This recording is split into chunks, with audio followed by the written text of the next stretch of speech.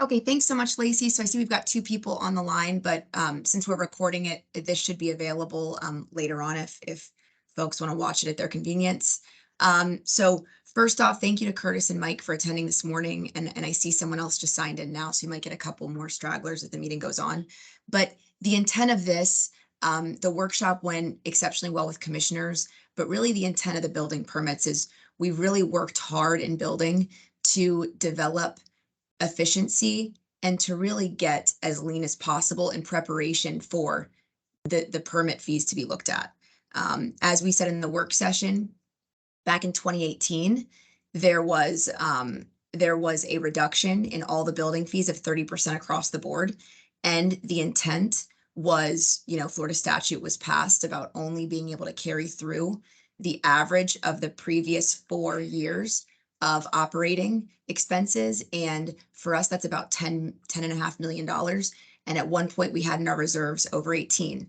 And so there was definitely a necessity for us to issue a reduction and let the entire building and development community reap those benefits since, we had that large fund balance. And you'll hear, I think Bruce actually refers to it as fund balance in the presentation, but it's also the reserves.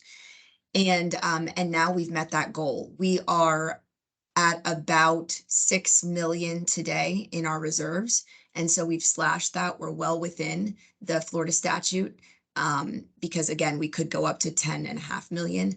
I don't ever intend on getting all the way there because that's not really a safe place to be and to stay in compliance. And so we're going to be monitoring what we're bringing in on an annual basis moving forward to make sure that we're allowing that we're not accumulating any more in our reserves than what we truly need. And so with that, we are reinstating many of the fees and some other fees are changing. And Bruce and his team, he's got Brett with him from MGT Consulting who conducted our fee study, is going to present. If you all have questions, I would encourage you to please save them for the end, or you can use the chat box and we'll address them at the end of the presentation. But with that, Bill, did you want to add anything before we get started? Sure, I would, Courtney. Thank you. Good morning, everybody. My name is Bill Palmer. I'm the county building official. Thank you for joining us this morning. And I know it's difficult to, always discuss about fee adjustments, but we want you all to know that we view our community of builders as a partner to us, and we want to give you the highest quality of service possible that we can do. And in order to do that, we need adequate resources. In saying that, I also would like to mention that we as a department did everything we can to cut costs. We've reduced costs by eliminating 9 of the spare vehicles that we had. We decreased the number of supervisors through attrition. We tightened up on our uniform budget, and we didn't fill 4 new positions that we had. So we've done everything we can to reduce costs. So I want you all to know that, so you know that we're just not passing off inefficiencies to you. Also, we're reinvesting back into the building department. We coming back with new technology to make us more efficient. We rolled out the view spec virtual inspections, so we'll be able to expand all the types of inspections we can do. And when the contractor just, elects to use virtual service, they going to get a reduction in the inspection fee. We also have another software called Open Counters. It's a web-based navigational software that'll help consumers and developers, contractors navigate through the permitting process. So it'll make it a lot easier for you to know exactly what you're going to need, when you're applying for a permit. So again, I thank everybody for joining us and wish everybody a successful year. All right, thanks, Bill. So with that, we will start off the presentation. Bruce, if you want to take it from there with Brett.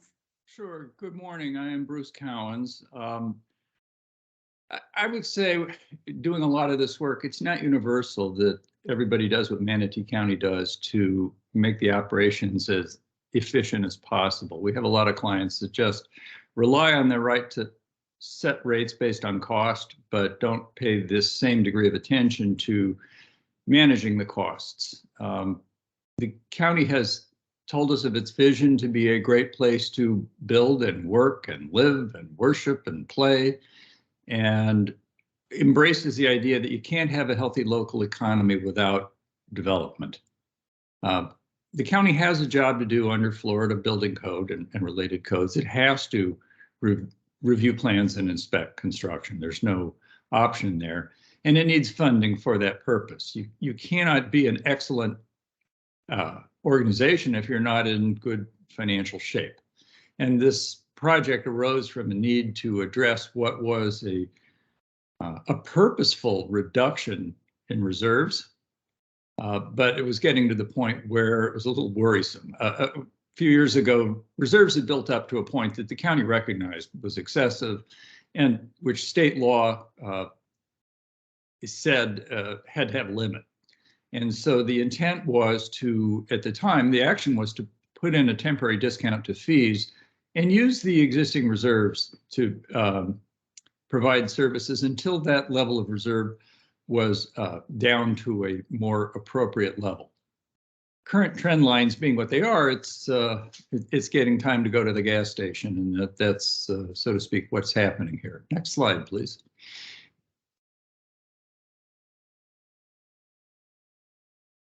Lacey, would you advance to the, there we go. Okay. So, you know, this is really the context for what's happening here, is to reinstate what was in place before the decision to temporarily discount prices and rely on the reserves, on the fund balance to pay for some of the work. Florida law has a cost recovery standard for fees. A county may charge up to cost, but it's not supposed to charge more. And when you're doing fee setting for an industry as cyclical as development, that's why some level of reserves is appropriate, because you know, if you set your rates based on a certain volume and volume surges, you're going to collect too much money. And if volume falls short of expectations, you won't collect enough. The reserves allow you to stay financially stable in that period, but you need to keep an eye on the level of reserves. And that was really a driving factor in doing this work. Next slide, please.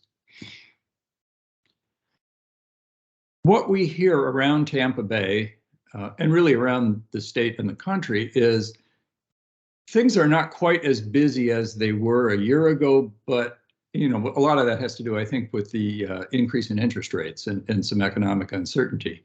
Yet what people are telling us is, even so, the level of construction activity is still surprisingly high, and higher than many offices are scaled to handle.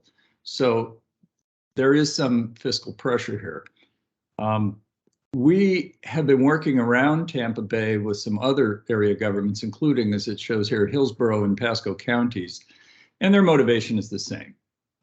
Their reserves are going to a level that is frightening them, and they want to make adjustments. Their studies are done. They have not been released publicly yet, but one of the difficulties, if you've done some comparison of prices in Manatee County elsewhere around the Bay, is you're comparing to prices that are likely to change soon. Next slide. The blue line is the story, the declining fund balance or reserves. That was intentional, but at a certain point, you know, you gotta pull the cord on the parachute, and that is a motivator for this study.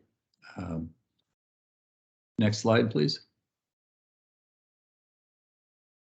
Analysis is supposed to be at the level of the individual fee, which we have done. The whole purpose of fees is, rather than the county having to guess how much you want, and if they budget correctly, you know, if you don't submit too many applications where they run out of money, you know, there would be a problem with continuity of service. They want that you can always get a permit if you pay for it. The fee versus tax distinction is taxes you pay whether you get the service or not. Fees, you're really buying the service. And the factual question for this study is, does the price pay for what you get? Next slide. I'm not going to read all this, but this work is based on a Florida statute that says cost recovery is the gold standard. Next slide. So what happens if prices do not recover costs? Take a permit that costs $1,000 and you only charge 600. If you only charge 600, it doesn't make it cost 600. It still costs 1,000. You got to draw 400 from somewhere else, and we list some of those options here. And there's nothing wrong with the county charging less than cost if it can afford to do so. But at a certain point, to align the cost of the service with who benefits from it, it is helpful to look at whether prices are recovering costs. Next slide, please. Some of this is couched in guidance for financial management of a public agency. And I would say, frankly, if you were a builder, same kind of thing. If your revenues don't cover your costs, you got a problem. So this analysis is based on a study of the cost of services. The county has the model and has used it extensively, and I believe is equipped to make changes and monitor it itself. And so it has committed to doing this regularly, and I believe regularly will mean annually, but they're not going to let this sit for several years. There are other places like Hillsborough County where rates were set many years ago and have not been adjusted over that period of time, and that really causes some problems. Next slide, please. So this is a study, service by service. How do we know what it costs? How do we know what you charge? Comparing the price and the cost, and trying to document things in ways that people can understand. I want to distinguish between two words that people sometimes use interchangeably, and that's price and cost.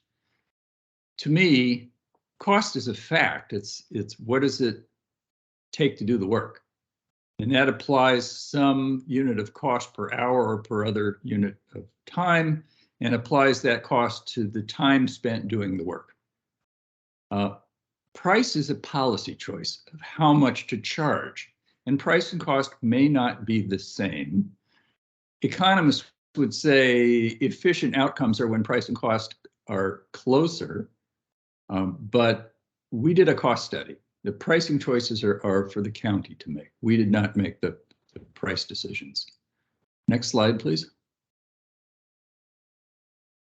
I do operations reviews of building departments and planning departments. And this was not commissioned as such. We did not look at, are there any process bottlenecks and workload per worker and other kinds of things that happen in that kind of an efficiency study. And I don't know that we needed to, because the county had made a clear case that they've been paying attention to the efficiency of their operations. But one thing I look at just as a kind of high level metric is the cost of work. And I'm used to seeing the fully burdened cost of a department between 60 and 150 bucks an hour. Tends to be in the lower end when you're in a more rural environment. And you know, when I've done this in Silicon Valley, it's 150 per hour because the cost of everything out there is quite high. Manatee County's at 73 bucks and change, kind of on the lower end of the range, which I think it just is kind of a high level metric, says that we're not pushing an unreasonable amount of cost through this process. Next slide, please. So reserves were high. The county knew it. It made it a decision to temporarily discount prices. Mission accomplished. Reserves are now down to a much lower level. They're trending even lower, and so there is some need to do something about it, because while there's 6 million or so in reserves now, on an annualized basis, they're coming up 5 million short, and that requires some degree of intervention. Next slide, please. This shows you what the overall was. And you can see the cost recovery was 63%. That would overall have justified increases of 37%. The county's decision was to go with 30%. They really did not feel the need to recover all costs and preferred a simpler policy metric of, rather than do this activity by activity, just 30%. If something recovered cost at less than a 30% adjustment, well, then you don't need to go up 30%. But for everything else, yes, that was the policy. Next slide, please. Looking at the fund balance, you can see there's Florida law on this. Due to the construction boom, so many local governments had their reserves just surge to a point where a lot of builders are saying, why are we paying fees if you've got all that money in the bank? And they persuaded the legislature, reasonably, I think, to say, okay, you can have some money in reserve, but only up to a point. And the state said, up to the average of the last 4 years of appropriation. That needs to be monitored on an ongoing basis. At this point, of course, Manatee County is well within its limit, but it needs to track that. And we have clients that want to push it much higher, much closer to the 1 year balance. You can do that, but that takes a lot more time and attention and may require sudden decisions about rate changes. One of the goals here, having reserves and managing the reserve balance, is to give some stability to the prices people pay for permits. You're never going to be able to nail that perfectly. The prices never change. But if you have reserves, you can moderate the number and magnitude of the fee changes. Next slide, please.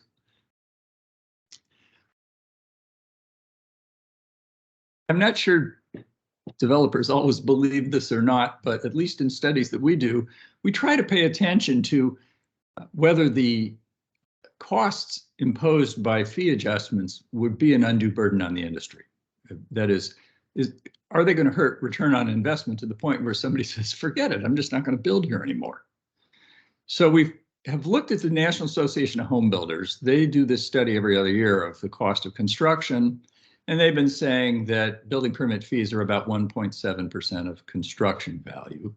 We've calculated Manatee County at quite a bit lower than that. The full cost of what we work with here is about 0.4%. So not to be cavalier about it, and I've never heard and never will hear a developer say, oh, great, they are charging more for fees. We realize that's not great news, but our sense of this is that while it's not something you want, we suspect that it's not likely to affect the profitability of building in Manatee County. Next slide, please. We looked around the Bay to see what builders would pay or are paying versus some surrounding jurisdictions. And we found the peers to be essentially higher for most things. And I noted at the bottom, as I mentioned this earlier, Hillsborough and Pasco counties, which are used for comparison purpose here, they've undertaken studies for the same purpose of considering fee adjustments, and will release those results soon. But I think in all, kind of across the board, A, this is what it costs, and B, Manatee County really wants to be the preferred place to build, and is looking at pricing in that light too. Next slide, please. To be able to recover costs, you got to look at it periodically. Manatee County has been doing it and has told us that it's committing to do that regularly. We generally urge prices to be close to cost recovery. There are sometimes reasons not to do that. Targeted economic development, historic preservation, senior housing. There are reasons why people don't want to charge full cost for a fee, but as I remember from my coursework in economics, if prices and costs are out of sync, some bad things can happen. And as the final bullet says, with the precedent of discounting fees if they need to, we think that remains available as a remedy if the reserves grow too fast. Next slide, please. So now we're just going to show you a couple of calculations here, and we'll go through these somewhat quickly, but next slide, please. We would be looking at a 6 cents per square foot adjustment on new residential construction. Next slide, please. Again, a few pennies on the new commercial. Next slide, please. One of the things that has been very common in Manatee County, in fact, more so than I'm used to seeing it, is the use of private providers. I think this really surged in the building boom. There was simply so much work presented to local offices that it took painfully long time, in some cases, to get your permit approved and to get inspections done. And so people started to seek the ability to use private providers, and that's certainly permitted. And Florida law says, look, that's fine, but if somebody goes private, you can't charge them the regular fee. They will pay the private provider. A local government may charge for the cost of the things it still has to do. You can't apply for a permit to a private company. They can't issue a certificate of occupancy or completion. And the local government has some degree of responsibility to review the work to make sure that it's safe. And in Manatee County, I believe nearly half of all construction permits are done by private providers. So we have developed discounts to fees for plan review only, inspection only, or both, and for pool permits. Next slide, please. The county is very excited to roll out virtual inspections, and that will help it realize its dream of being a really great place to build and live and work. Virtual inspections will save travel time, and that saves money, and that means you will pay lower fees for virtual inspections. That's kind of a new thing, but applause to the county for embracing this. Next slide, please. So we're at the first bullet. There were some builders at the board workshop session of the commission workshop session. We want to know what you think, and that's what we'll spend most of the time in this discussion, in this meeting about. I'm almost done talking, and it'll be more discussion next. The county commission will have to review and approve any price changes, and then when it does, the website and other materials referencing prices will need to be changed, and will take effect at such date as those things are accomplished. That ends my formal remarks. So I think we can just now have Q&A and ask away, please.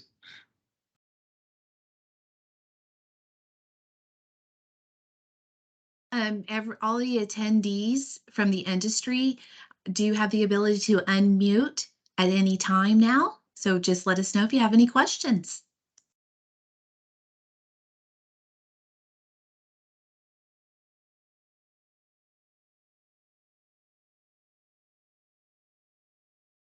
If you'd rather not do it in a public session, I'm sure the county would be happy to handle anything that you would want to ask privately, and I'd be happy to join that should you wish.